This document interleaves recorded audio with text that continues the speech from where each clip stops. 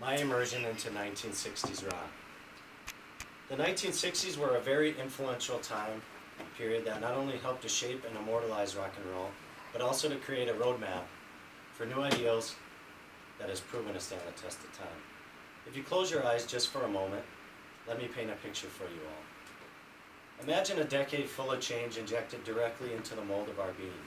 This medicine came in the form of many flavors and styles of music. One style that I would like to talk about today is rock and roll. Rock and roll in the 1960s was born from the late 1950s.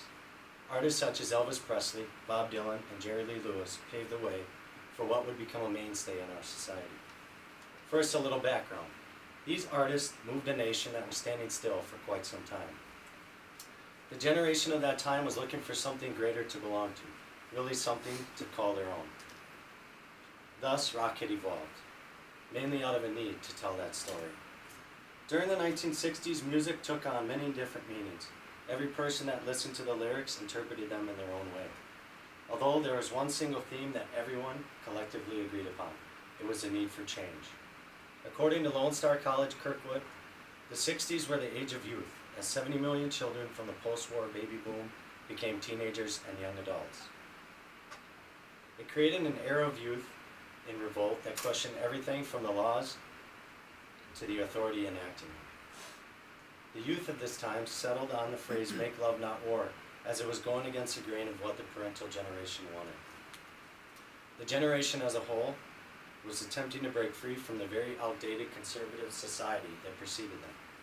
They found this method for madness through music.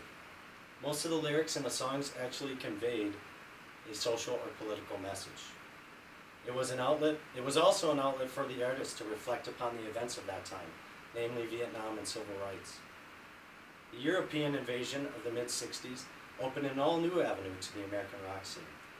The Beatles, the Rolling Stones, and the Who all found commercial success, all but defining this new generation.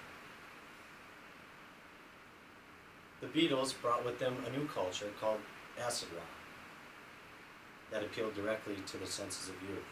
Most people during that time used the term Beatlemania to describe the media craze.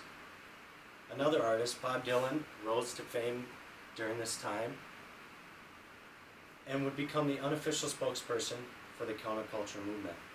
Many believe that within his music, he was a poet and would have the answers to their social issues. The counterculture, which so many welcome, can be described as an experimental period unlike any other. Among other things, it opened a gateway to psychedelic drug use, sexual freedom, and nonconformity. It also integrated new ideals to the time period: peace, love, harmony, and religions outside of the Judeo-Christian tradition. A few examples include yoga and mediation. One of the most interesting facts about this time period was it fully embraced a strong-willed group known as the hippies. If you've heard anything about the hippies group, you know that they were a force to be reckoned with. They were made up of mostly middle-class whites without a political drive. Some of their hallmark characteristics were a particular style of dress, including jeans, tie-dye shirts, sandals, beards, long hair, and a lifestyle that embraced sexual promiscuity and recreational drug use. This group of people most notably wanted nothing more than world peace and to have a good time. This group of people would get their chance and soon take part in the largest culmination of music ever recorded. On August 13, 1969, the hippie movement began flocking to the tune of what would total approximately 500,000 people to a 600-acre dairy farm in Bethel, New York. This 3-day weekend would take its place in history known as Woodstock. The rock and roll which everyone had come to know and love came to life and was showcased to the world. Many famous acts participated in this 3-day event of peace. According to the official Woodstock website, on that Friday the roads were so clogged with cars that the only way most artists could reach the festival was by helicopter from a local airstrip. The highlight of the festival, regarded by many as the single most important event, was when young Jimi Hendrix performed his version of the Star-Spangled Banner. It wasn't known then, but it has become perhaps the most iconic image in rock history. The impact of rock and roll can be seen throughout history in many facets as a motivation for change. In every journey there comes an end, but it's nowhere near the end of the story. Today, rock continues to evolve, and so does the culture it produces. Although there are many unlisted factors that contributed to its history, hopefully we can carry on its legacy and live to rock on. Rock on. First one.